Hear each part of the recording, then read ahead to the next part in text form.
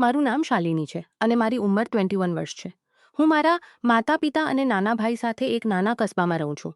અમારા ઘરની આર્થિક સ્થિતિ ખૂબ સાધારણ છે. જેટલું પૈસો આવે છે એટલું જ ખર્ચ થઈ જાય છે. મેં મારું અભ્યાસ પૂરું કર્યા પછી એક નાની પુસ્તકોની દુકાનમાં નોકરી શરૂ કરી જેથી ઘરની થોડી મદદ કરી શકું. પણ મારી માં હંમેશા મારા લગ્નને લઈને ચિંતિત રહેતી. તેઓ કહેતા કે બેટી જ્યારે તારા લગ્ન થશે તો અમે તારો સામાન કેવી રીતે ભેગો કરીશું, તને કેવી રીતે વિદાય કરીશું. આ સાંભળીને હું હંમેશા કોઈક ને કોઈક બચત કરવાનો પ્રયાસ કરતી. ક્યારેક મારી સહેલીઓ સાથે મળીને નાની મોટી બચત યોજના જ બનાવતી જેમાં અમે બધા પૈસા જમા કરતા જેથી જરૂર શકે. હું વિચારતી કે આનાથી લગ્ન માટે થોડું ઘણું સામાન ખરીદી લઈશ. પણ પિતાજીની ઓછી આવકને કારણે આ સરળ નહોતું. પછી 2 વર્ષ સુધી નોકરી કર્યા પછી પણ હું વધુ કંઈ બચાવી શકી નહીં.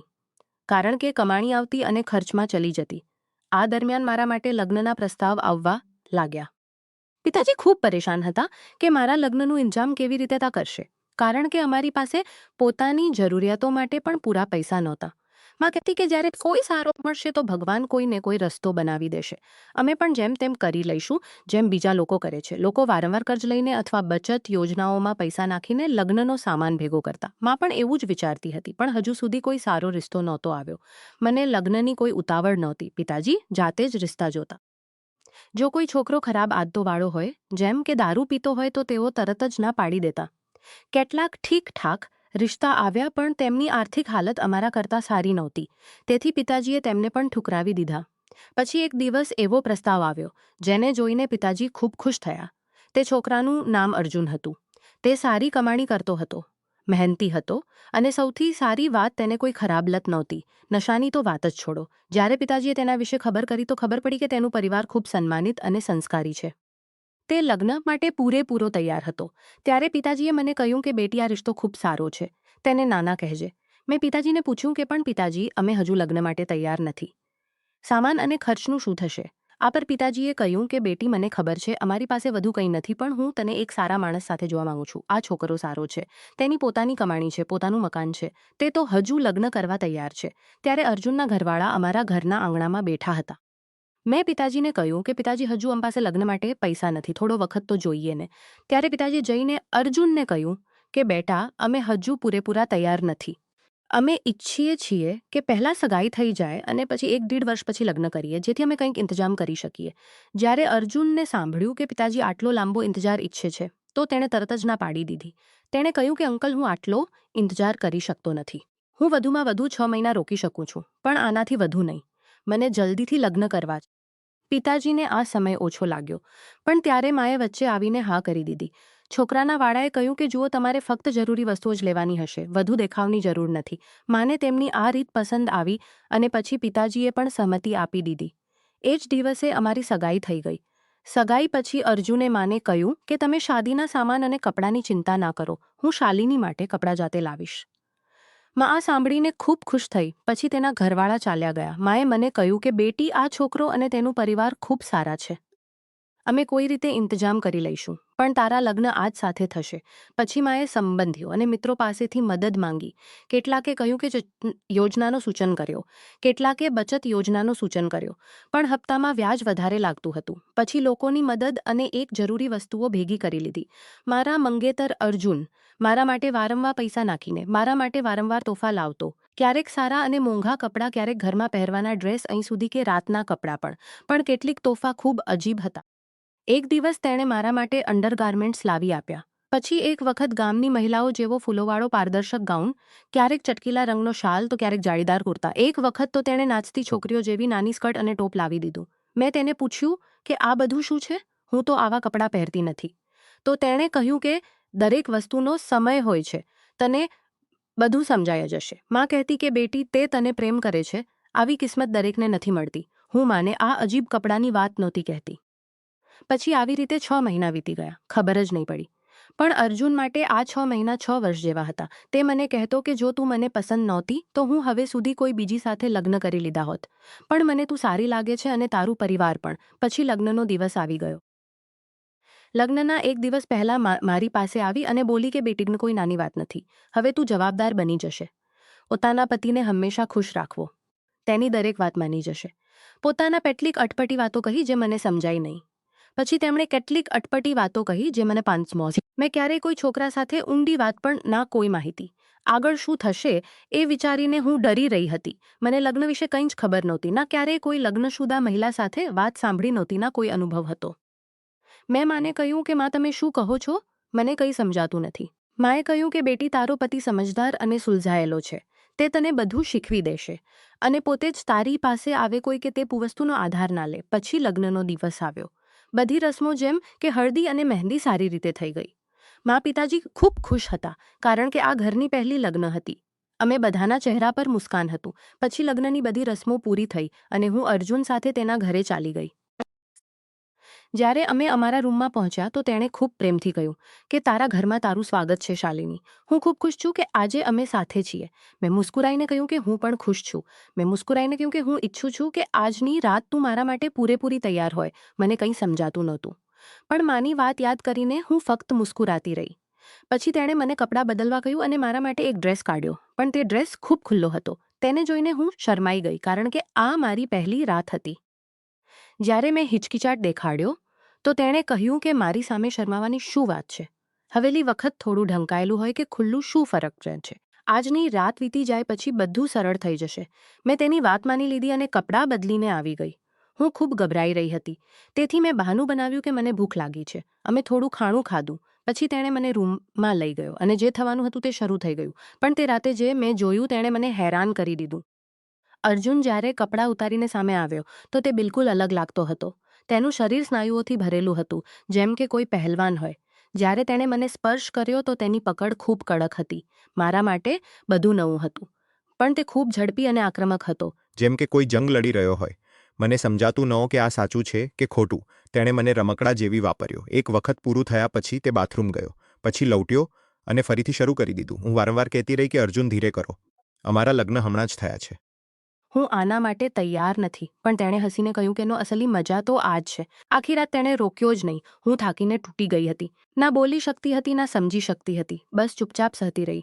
અગલા દિવસે બપોરે માનો ફોન આવ્યો. મારી આવાજ સાંભળીને તેમણે પૂછ્યું કે બેટી તું ઠીક છે ને, બધું સારું છે? મેં ધીરેથી કહ્યું કે હામાં બધું ઠીક છે, પણ હું ખૂબ થાકી ગઈ છું. કેમ શું થયો? બસ અર્જુન વિશે જાણવા માંગતા હતા, પણ મારા મનમાં ઘણું બધું ચાલતું હતું જે હું તેમને કહી શકતી નહોતી. કેટલાક દિવસ પછી જ્યારે હું માને મળી તો મેં બધું ખુલ્લેઆમ કહી દીધું. મેં કહ્યું કે માં હું ખૂબ થાકી જાઉં છું, આ બધું મારા માટે ખૂબ મુશ્કેલ છે. મેં તેમને સારી વાતો કહ્યું કે અરે બેવકૂફ, આમાં પરેશાન થવાની શું વાત છે? તારો પતિ તાકતવર છે, મર્દાના છે. આજ તો દરેક સ્ત્રી ઈચ્છે છે. તું શું ઈચ્છે છે? કોઈ નબળો માણસ જે કંઈ ના કરી શકે. પછી શું ઈચ્છે છે? કોઈ નબળો માણસ જે કંઈ ના કરી હોય છે. શરૂઆતમાં બધા થોડા વધારે જોશમાં રહે છે. એક અઠવાડિયામાં બધું સામાન્ય થઈ જશે. પછી તું જાતે ઈચ્છશે કે તે તને પ્રેમ કરે, પણ ત્યારે તેને કામમાંથી વખત નહીં મળે. હમણાં તે જવાન છે તેથી આવો છે. ચિંતા ના કર. મેં કહ્યું કે પણ માં તે ખૂબ જોરથી કરે છે, ખૂબ જબરદસ્તી કરે છે. માએ સલાહ આપી કે તેને પ્રી સમજાવ કે તને થોડો આરામ જોઈએ છે. તેને પોતાની રીત બદલવા કહે. મેં માની વાત માની લીધી અને વિચાર્યું કે અર્જુન કદાચ માની જશે, પણ કંઈ પણ બદલાયું નહીં. મેં ઘણી વખત પ્રયાસ કર્યો કે તેને હળવેથી સમજાવું કે તે પ્રેમથી દર વખત પોતાની તાકાત બતાવતો. હું નબળી હતી અને તે પહેલવાન જેવો મજબૂત. ધીરે ધીરે મને લાગ્યું કે આ લગ્ન મારા માટે બોજો બની ગયું છે. આમાં ના પ્રેમ હતો, ના કોઈ સારી લાગણી. બસ દર્દ જ દર્દ હતો. મને કોઈ ખુશી નહોતી મળતી. જ્યારે મેં અર્જુનને સાફ કહ્યું કે હું ઈચ્છું છું કે તું મને પ્રેમથી સંભાળે, આટલી તાકાતથી નહીં, તો તેણે જવાબ આપ્યો કે પણ મજા તો આમાં જ છે. આ જ સાચો પ્રેમ છે. મેં કહ્યું કે મને આ મજા નથી જોઈતો. મને તારો નરમ અને પ્રેમભર્યો વર્તન જોઈએ છે. તેણે કહ્યું કે ઠીક છે, હું પ્રયાસ કરીશ, પણ પછી પણ કંઈ બદલાયું નહીં. એક દિવસ તેણે મને ફક્ત કમરનો પટ્ટો પહેરવા કહ્યું, વગર કપડાં. હું હેરાન થઈને બોલી કે આ શા માટે? તેણે કહ્યું કે મને આનાથી ખૂબ સારું લાગે છે. મેં પૂછ્યું કે કેવું સારું? ત્યારે મને લાગ્યું કે તે કંઈક વધારે જ અજીબ છે. તે કોઈ ખોટું કામ તો નહોતો કરતો, પણ તેની માંગણીઓ ખૂબ અટપટી હતી. ક્યારેક તે મને જૂના જમાનાના કપડાં પહેરવા કહેતો, ક્યારેક ઘૂંઘરું તો ક્યારેક કમરનો પટ્ટો. જ્યારે મેં મજાકમાં કહ્યું કે તું ખૂબ અજીબ છે, તો તેણે મેં મજસામાં બોલી કે તો પછી મેં લગ્ન શા માટે કર્યા? મદ લગ્ન આ જ કારણે કરે છે. તને તો મારી નવી માંગણીઓથી ખુશ થવું જોઈએ. તે દિવસે મેં સાફ કહી દીધું કે મને આ બધું પસંદ નથી. તેણે કહ્યું કે મને ખબર છે, હું થોડો વધારે છું, પણ હવે સુધી તને આની આદત થઈ જવી જોઈતી હતી. જ્યારે મેં કહ્યું કે માએ હતું કે આ બધું શરૂઆતમાં થાય છે, પછી તો તેણે ગુસ્સાથી બોલી કે તારી માની વાતો ભૂલી જા, આ મારી રીત છે. પછી તેણે કંઈક એવું કર્યું જેનાથી હું ડરી ગઈ. તેણે એક કાચનો ગ્લાસ ઉપાડ્યો અને તેને ચાવવા લાગ્યો. કેટલાક લોકો કાચ ખાય છે, પથ્થર તોડે છે, ગાડીઓ ખેંચે છે. કેટલાક લોકો કાચ પથ્થર તોડે છે, ગાડીઓ ખેંચે છે. મેં એણે કહ્યું કે મને પણ આવી તાકાત છે, પણ હું તેને બધાની સામે બતાવતો નથી, ના જ કોઈ શોમાં જવા માંગુ છું. લોકો મને આવો ના ઓળખે, પણ હા, આ જ કારણ છું. આ મારા કાબૂમાં નથી.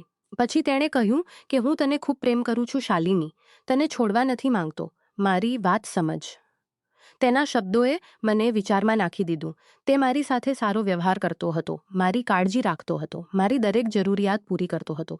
પણ શારીરિક સંબંધોમાં તેનું વર્તન ખૂબ કડક હતો. હું આને સહન કરી શકતી નહોતી. હું એટલી પરેશાન થઈ ગઈ હતી કે મેં વિચાર્યું કે જો તેના માટે બીજી બીવી ઢૂંઢી દઉં તો કદાચ તે મારી પાસેથી ઓછી અપેક્ષા રાખે. મારી એક મિત્ર હતી નેહા, જે મારા કરતાં 6 વર્ષ મોટી હતી અને વિધવા હતી. તેના પતિનું સડક હાદસામાં મૃત્યુ થયું હતું. તે એકલી રહેતી હતી અને તેની બીજી લગ્ન માટે કોઈ રિશ્તો નહોતો આવતો. નેહા મારી સાથે વારવાર મળતી અને મારા હાલ પૂછતી. મારા લગ્ન પછી પણ અમારો સંપર્ક હતો. એક દિવસ મેં તેંચપણ અને મારી પરેશાની કહી. એક દિવસ મેં તેને ફોન કર્યો કે તારો પતિ આટલો તાકતવર છે. ઘણી સ્ત્રીઓને આવા પતિ મળે છે જે આ બધામાં રસ જ નથી રાખતા. મેં કહ્યું કે પણ હું આને સહન કરી શકતી નથી. તેણે કહ્યું કે કદાચ થોડા વખત પછી તે બદલાઈ જશે. મેં કહ્યું કે માએ પણ એવું જ કહ્યું હતું. પણ જ્યારે મેં અર્જુનને કહ્યું તો તેણે સાફ ના પાડી દીધી. જ્યારે મેં તેને અર્જુનની અજીબ તાકાત વિશે કહ્યું તો તે હસવા લાગી અને બોલી કે આ તો ખૂબ દિલતાથી લેતી હતી, અડધી મજાકમાં સહતી હતી. પછી મેં તેને ઘરે આવવા કહ્યું જેથી તે અર્જુનને જોઈ લે. પહેલાં તેણે ના કરી કારણ કે તે વિધવા હતી અને તેને અજીબ લાગતું હતું. પણ મેં સમજાવ્યું કે અર્જુન દિવસભર કામ પર રહે છે તો કોઈ દિક્કત નહીં. ત્યારે તે માની ગઈ. કેટલાક દિવસ પછી તે મારા ઘરે આવી. મેં તેને મારી પરેશાની અને અર્જુનના વ્યવહાર વિશે વિસ્તારથી કહી. તેણે ફરી એ જ કહ્યું કે ઓછામાં ઓછું તારો પતિ તાકતવર તો છે. કેટલાકને તો આવા પતિ મળે છે, ઓછામાં ઓછું જે કંઈ કરી જ ના શકે. મેં કહ્યું કે પણ મારા માટે આ ખૂબ મુશ્કેલ છે. કેટલાક દિવસ પછી મેં તેને ફરી બોલાવ્યો. આ વખતે મેં તેને અર્જુન સાથે મળાવવાની પ્લાન બનાવી હતી. તેનો વ્યવહાર મારા પ્રત્યે એ જ હતો, દર વખત કંઈક નવું અને અજીબ કરવાની માંગ. પણ બાકીના મામલામાં તે ખૂબ સભ્ય અને સમજદાર હતો. હવે હું પૂરેપૂરી થાકી ચૂકી હતી. હું ઈચ્છતી હતી કે તે મારાથી દૂર રહે.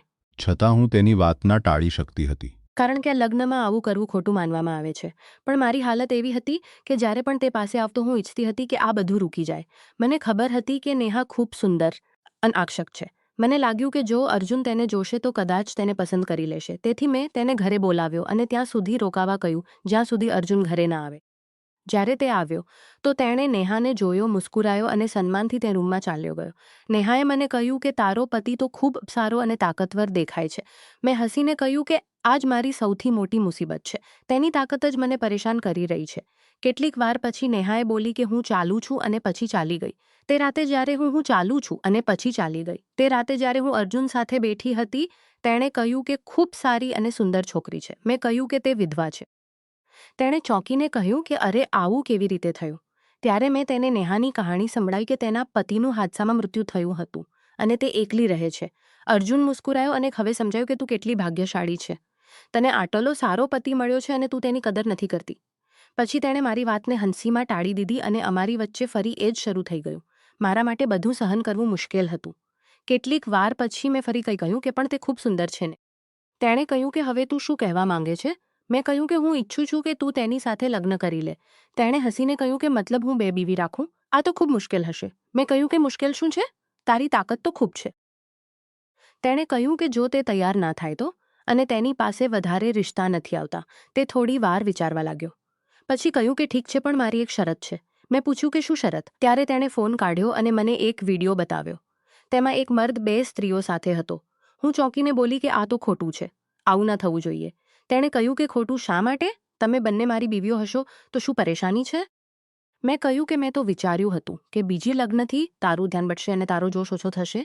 તેણે કહ્યું કે તું શું કહેવા માંગે છે? મને ડર લાગ્યો કે ક્યાંક તે મારો અસલી મનશા ના સમજી લે. તેથી મેં મુસ્કુરાઈને કહ્યું કે કંઈ નહીં. વાસ્તવમાં હું ઈચ્છતી હતી અને મારા પરથી આ બોજો હટી જાય, પણ હવે વાત ઉલટી પડી રહી હતી. પછી મેં વિચાર્યું કે જો તે અમને બંને સાથે લગ્ન કરી લે તો કદાચ તેની તાકાત ઓછી થઈ જાય અને તે સામાન્ય થઈ જાય. અગલા દિવસે મેં નેહાને ફોન કર્યો અને કહ્યું કે શું તું મારી સાથે મળવા આવી શકે છે? તેણે પૂછ્યું કે કોઈ ખાસ વાત છે? મેં કહ્યું કે બસ આવી જા પછી કહીશ. જ્યારે તે આવી તો મેં તેને ચા આપી અને કહ્યું કે બાસાત ન કરી લે. તે હેરાન થઈને બોલી કે શું તું પાગલ થઈ ગઈ છે? હજુ તારા લગ્નને વધારે વખત પણ નથી થયો. જ્યારે તેણે ના કરી તો હું ઉદાસ થઈને બેસી ગઈ. ત્યારે નેહાએ મારો ચહેરો જોયો અને હસતા હસતા બોલી કે તું પરેશાન કેમ થઈ રહી છે? હું મજાક કરી રહી હતી. હું તૈયાર છું. હું તારા પતિ સાથે લગ્ન કરીને ખુશ રહીશ. પછી તેણે મજાકમાં કહ્યું કે વાસ્તવમાં જો તેને બીજી લગ્ન કરવા હોય તો કોઈ અજાણી છોકરી સાથે પણ તો કરી શકે. મેં કહ્યું કે ના, કોઈ અજાણી નહીં. તું મારી મિત્ર છે તેથી ઠીક રહેશે. અમે બંને સારી સહેલીઓ છીએ. મેં તેને સમજાવ્યું કે તેના ઘરવાળા શું કહેશે. વાસ્તવમાં તારી માને તો આ બધું ઠીક લાગે છે ને? મેં કહ્યું કે તું આની ચિંતા ના કર. તારી માને તો આ બધું ઠીક લાગે છે ને? મેં કહ્યું કે તે ભગવાનનો શુક્ર માનો, પણ મને આ બધું સારું નથી લાગતું. ને થોડી વાર ચૂપ રહી. પછી બોલી કે તે મને થોડું ડરાવી દીધું. મેં પૂછ્યું કે ડર કેમ લાગી રહ્યો છે? તેણે બોલી કે તારો પતિ ખૂબ તાકતવર છે અને તને સંભાળવું મુશ્કેલ પડે છે. પહેલાં મને લાગતું હતું કે મારો પતિ ઠીક નહોતો કારણ કે તેને વધારે જોશ નહોતો, પણ હવે લાગે છે કે વધારે હોવું પણ પરેશાની છે. મેં કહ્યું કે કદાચ આ મારી નબળાઈ છે, હું જ સહન કરી શકતી નથી. નેહાએ કહ્યું કે ઠીક છે, પણ મારી એક શરત છે. મેં પૂછ્યું કે શું શરત? તેણે બોલી કે હું લગ્ન પહેલાં તેને આજમાવવા માંગુ છું. હું હેરાન થઈ ગઈ કે આ શું કહે છે? આ તો ખોટું છે. તેણે કહ્યું કે ખોટું શું છે? જો હું લગ્ન કરું અને પછી એ જ ભૂલ થાય તો હું શું કરીશ? આ વખતે હું કોઈ જોખમ લેવા માંગતી નથી. મને તેની વાત અજીબ લાગી, પણ હું મારી મુસીબતથી છુટકારો મેળવવા માંગતી હતી. મેં તેની વાત માની લીધી અને અર્જુનને કહ્યું. જ્યારે તેણી શરતથી થોડો ડરી રહ્યો છું. જ્યારે તેણે નેહા નથી સાંભળી તો બોલી કે ઠીક છે, પણ જો તમે બંને ખુશ હો તો મને કોઈ ઐતરાજ નથી. હું નેહા માટે અલગ ઘર પણ લઈ શકું છું. ખર્ચની ચિંતા ના કરો. બસ આ જોવાનું છે કે અમે બધા આને નિભાવી શકીએ કે નહીં. પછી નેહાની શરત મુજબ બધું થયું. આજમાઈશ પછી નેહા ગભરાઈને બોલી કે હું તેની સાથે લગ્ન નથી કરી શકતી. મેં પૂછ્યું કે કેમ? શું થયું? તેણે બોલી કે ખૂબ મુશ્કેલ છે. તારો પતિ ખૂબ તાકતવર છે. હું પણ આને સહન કરી શકતી નથી. તને સાચે જ ખૂબ હિંમત જોઈએ છે. હું મારી જિંદગી આના જોડીને કહ્યું કે મને માફ કર. હું આ લગ્ન નથી કરી શકતી. આ સાંભળીને હું તૂટી ગઈ. મને આશા હતી કે નેહા માની જશે અને મારી પરેશાની ખતમ થઈ જશે, પણ હવે હું વધારે ઉલઝનમાં પડી ગઈ હતી. હવે હું શું કરું? ત્યારે અર્જુને મને હવે બીજી લગ્નની જરૂર નથી. મારા માટે તું જ પૂરતી છે, પણ તને થોડી મજબૂત બનવું પડશે. મેં કહ્યું કે તારો આવર્તન જ મને થાકી દે છે. મારી પાસે હવે કોઈ રસ્તો નહોતો. મેં માને ફરિયાદ કરી કે હું હવે વધારે સહન કરી શકતી નથી. હું તલાક ઈચ્છું છું. માએ ગુસ્સામાં બોલી કે આ શું વાત કરે છે? તને ખબર છે કે તારા પિતાજીએ કેટલી મહેનતથી આ રિશ્તો જોડ્યો હતો. હજુ પણ તેઓ લગ્નનું કર્જ ચૂકવી રહ્યા છે. તલાક લઈને તું પોતાની જિંદગી કેમ બગાડવા માંગે છે? મેં કહ્યું કે માં, તમે સમજતા નથી. આ મારા માટે મામૂલી વાત ન છે. માએ બોલી કે બેટી, થોડો સબર કર. વખત સાથે બધું ઠીક થઈ શકે છે. મેં કહ્યું કે નામાં આ બદલાવાનું નથી. તમે મારી હાલત સમજતા નથી. માએ સિર પકડી લીધું અને બોલી કે તારીથી મોટી ભૂલ થઈ રહી છે. તું ખૂબ નકરા કરે છે. પોતાના પતિને છોડવાની વાત ના કર. ભગવાન પાસે દુઆ કર કે બધું ઠીક થઈ જાય. હું ઉલઝનમાં પડી ગઈ હતી. શું મારે સાચે જ આ રિશ્તો નિભાવવો જોઈએ કે ખતમ કરી દેવો જોઈએ? માએ ફરી સમજાવવાનો પ્રયાસ કર્યો, પણ મેં નક્કી કરી લીધું કે વધારે સહન નહીં કરું. હું શાંતિથી અર્જુન પાસે ગઈ અને બોલી કે જુઓ અર્જુન, અમારા માટે સૌથી સારું એ જ છે કે અમે અલગ થઈ જઈએ. વાસ્તવમાં મારા પિતાજીએ લગ્નમાં કોઈ દહેજની માંગ નહોતી રાખી, કારણ કે તેને લાગતું હતું કે બધું શ્વાસ હતો. જ્યારે મેં તલાકની વાત કરી તો તેણે તેનો ફાયદો ઉઠાવ્યો અને બોલી કે જો તું મને છોડીને જશે તો તને કંઈ મળશે નહીં. મેં ચોંકીને પૂછ્યું કે શું નહીં મળશે? મારો હક શા માટે નહીં મળે? તેણે કહ્યું કે બસ એવું જ છે. મને લાગ્યું કે તે મને મજબૂરીમાં રોકવા માંગે હતો. તે મારી નબળાઈનો ફાયદો ઉઠાવી રહ્યો હતો. છેવટે મેં પિતાજીને બધું કહી દીધું. તેઓ ખૂબ નારાજ થયા અને અર્જુન સાથે વાત કરી. તેમણે કહ્યું કે બેટા, તું આવું કેવી રીતે બોલી શકે છે? અમે પણ લગ્નમાં ઘણું બધું આપ્યું હતું. હજુ તો કેટલાક અર્જુને બીવીના જ થયા છે અને તું આ કહે છે. અર્જુને બોલી કે અમે છોડવા નથી માંગતો, પણ જો તે જાતે જવા માંગે તો તેને કંઈ મળશે નહીં. પિતાજીએ સમજાવ્યું કે બેટા, જો તું આ વાત સગાઈ પહેલા કહેતો તો અલગ વાત હતી, પણ લગ્ન પછી કેટલાક મહિના સાથે રહ્યા પછી આ ખોટું છે. તેને તેનો હક મળવો જોઈએ. અર્જુને બોલી કે તેનો હક ફક્ત જે ઘરેણાં છે અને જે કાયદો નક્કી કરે છે તે જ મળશે, આના સિવાય કંઈ નહીં. પિતાજીએ કહ્યું કે અમે તારી પાસેથી કંઈ માંગતા નથી. બસ જે અમે અમારી બેટીને આપ્યું હતું તે જ જોઈએ છે. તારી વસ્તુઓ તારી પાસે રહે. જો તું કોઈ બીજી સાથે લગ્ન કરશે તો નવી બીવી પોતાનો સામાન લાવશે, પણ મારી બેટીનો હક છીનવી લેવો ઠીક નથી. પણ અર્જુન પોતાની જીદ પર અડીગ રહ્યો. તેણે બોલી કે જો હું તલાક આપીશ તો કંઈ મળશે નહીં. જો તેને છોડતી તો કંઈ મળતું નહીં. જો તેની સાથે રહેતી તો મારી જિંદગી દુઃખી રહેતી. મેં પિતાજીને કહ્યું કે હવે અમારે કોર્ટમાં જવું પડશે અને તલાક માટે કેસ કરવો પડશે. પિતાજી મારી સાથે હતા. તેમણે કહ્યું કે બેટી ચિંતા ના કર, જે તારો હક છે તે તને મળશે. અમે ફક્ત તારો હિસ્સો લઈશું, અર્જુનની કોઈ વસ્તુ નહીં. પણ મારી પર નારાજ થઈ ગઈ. તેમણે બોલી કે તું નખરા કરે છે શાલિની. તારો પતિ તને પ્રેમ કરે છે અને તને છોડવા નથી માંગતો. તે કંઈ ખોટું ને પરેશાન છે. મેં કહ્યું કે માં તમે સમજતા નથી. આ મારા માટે ખૂબ મુશ્કેલ છે. હું આ લગ્નમાં દમ ઘૂંટતો અનુભવું છું. માએ બોલી કે તે જોયું તારો પતિ તને કેટલો પ્રેમ કરે છે. આ કોઈ નાની વાત નથી. ઈચ્છે છે તો તેને સમજવું જોઈએ. તારા પિતાજીએ પણ તેને સમજાવ્યો પણ તે પોતાની વાત પર અડીગ છે. પિતાજીએ પણ તેને સમજાવ્યો પણ તે પોતાની વાત પર અડીગ છે. તું જ જીદ કર નથી. માં કંઈ પણ કહે પણ હું જાણતી હતી કે આ લગ્ન ચાલી શકતું નથી. મને સૌથી વધારે અફસોસ નેહા સાથે કરેલી ભૂલનો હતો. મેં વિચાર્યું હતું કે જો અર્જુન અને નેહાનું લગ્ન થઈ જાય તો મારી મુશ્કેલી હલ થઈ જશે. પણ જે અમે કર્યું તે ખોટું હતું. આ લગ્નના નામે શરૂ થયું, પછી કંઈક બીજું બની ગયું. હવે નેહા પણ પશ્ચાતાપ કરી રહી હતી કારણ કે તેણે એ જ દર થોડી વાર સહન કર્યું જે હું રોજ સહન કરતી હતી નેહાએ અફસોસ સાથે કહ્યું કે શાલિની મેં ખૂબ મોટી ભૂલ હતું. અમે બંનેએ આ ભૂલ કરી છે જેની માફી પણ નથી મળી શકતી. હું પણ ખૂબ શર્મિંદા હતી. પછી મેં તલાક માટે કેસ કરી દીધો. મને ખબર નહોતી કે આગળ શું થશે. માં ત્યારે પણ કહેતી હતી કે હજુ લગ્નને 4 મહિના જ થયા છે. થોડો વધારે સબર કર, કદાચ તે બદલાઈ જાય. પણ મને ખાતરી હતી કે તે બદલાશે નહીં. જો હું જબરદસ્તીથી તેની સાથે રહીશ તો મારી જિંદગી બરબાદ થઈ જશે. કેટલાક દિવસ પછી કાયદાના માર્ગે મારા તલાક થઈ ગયા. જે મારો હક હતો તે મને મળી ગયો. હવે હું એકલી છું પણ મારા મનમાં શાંતિ છે. મેં નક્કી કર્યું કે પોતાની જિંદગીનું રક્ષણ કરવું જરૂરી છે. લગ્નમાં જો બંને વચ્ચે સમજ અને આદર ના હોય તો તે દુઃખનું કારણ બને છે. મારા પિતાજી અને માની મહેનતનો આદર કરવો જોઈએ, પણ પોતાના સ્વાસ્થ્ય અને ખુશીને બલિદાન આપવું જોઈએ. આ અનુભવથી મેં શીખ્યું કે સાચા સંબંધમાં બંને પક્ષે એકબીજાની લાગણીઓનો આદર કરવો જરૂરી છે અને જો કોઈને દુઃખ થાય તો તેની વાત સાંભળવી અને બદલાવ લાવવો જોઈએ. મારી પસંદગીએ મને મારી શાંતિ આપી છે અને હું હવે પોતાની જિંદગીને નવા રંગે જોવા માંગુ છું.